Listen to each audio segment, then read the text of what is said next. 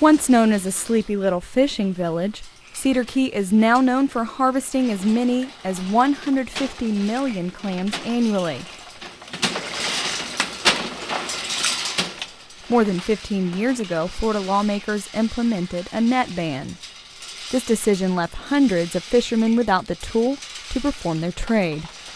A state grant provided retraining through the Florida Sea Grant program.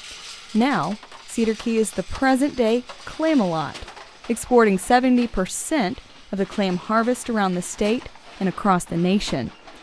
The oil slick in the Gulf poses a serious threat, but shellfish aquaculture extension agent for the University of Florida, Leslie Sturmer, says so far their clams are safe to eat. This is a highly regulated industry. We have regular and routine monitoring of our shellfish harvesting waters. And in addition, because of this oil spill, we also have what's called a hydrocarbon response plan, emergency response plan, that will be implemented by our State Department of Agriculture prior to any contamination of shellfish due to oil. If oil does seep into the communities like Cedar Key's waters along Florida's Gulf Coast, Sturmer says more than clam farmers would suffer economically. We have seed suppliers here, seamstresses that make the clam bags. We have people that make work skiffs. Of course, we have wholesalers that buy the clams processed and then ship statewide or nationwide. Employees, truck drivers. So the economic footprint is much larger than that dockside value. And that's what the University of Florida study did in 2007, was try to capture that economic impact. And for Cedar Key, that's about $45 million. That's a big industry for a small town. Sturmer headed the retraining program after the 1994 Florida net ban left hundreds of fishermen unemployed. Nearly 400 people trained and made the successful transition from net fishermen to clam farmers. But now Clam-a-lot, as she calls it, faces its biggest challenge. Gerald Beckham went through the state's retraining program. Beckham says oil would hurt the community more than the initial net ban did. Well, it was just a part of your income that was gone, not all of it, because most people that make a living off the water and natural resources do other things like crab, oyster, fish, clam, and it just cut the fishing out. If oil comes, it'll cut everything out, not just for the commercial fishermen, but for the tourist industry as well. Waters will close, and the reopen plan would be iffy. This is a concern because more than 150 clam farming plots leased in state waters are in Levy County, off the shores of Cedar Key. Questions are unanswered, but Cedar Key clam farmers like Beckham aren't afraid of the what-ifs discussed on the nightly news. As of this point, we haven't had any problem. We haven't had any oil, so we want to make sure everybody knows that Cedar Key has not had a problem with the oil. And our seafood is just as safe as it was last year.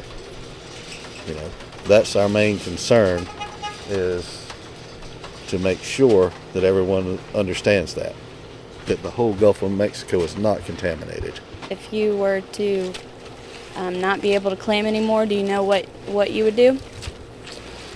Well, I'm too old to get in a rodeo, so I really don't know what I'd do.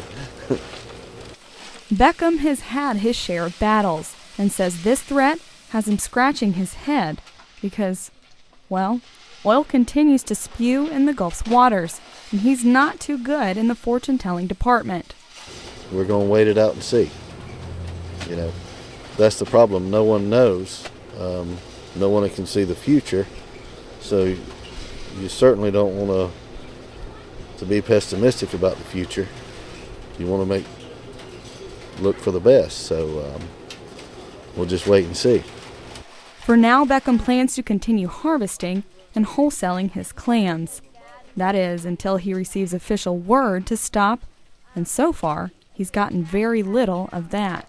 We've been told nothing other than what we hear on the news. You know, the Department of Environmental Protection or any other government agencies hasn't sent out any letters or hasn't come and warned us or hasn't done anything we know what everybody else does.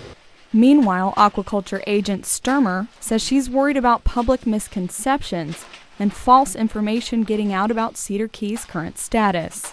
Today is beautiful. The waters are beautiful. Our clam farmers are out harvesting. We have markets to fill. We supply clams statewide and nationwide, and those markets are open. Even though the threat may be there, or certainly our community as well as our clam farmers and industry members are concerned about this oil spill, it is also business at hand. We've got clams to sell, and we have safe shellfish here.